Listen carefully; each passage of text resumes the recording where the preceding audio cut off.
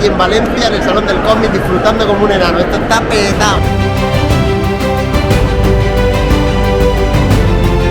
Tenemos un salón en Valencia que funciona y yo creo que este año se sale.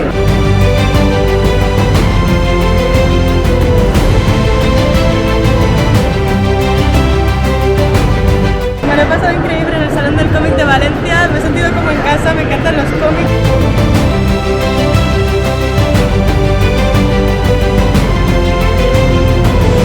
Me llevo muchos cómics y muchas cosillas que tenía muchas ganas de comprar y bueno, y muchos artistas emergentes que está bien apoyarles de vez en cuando.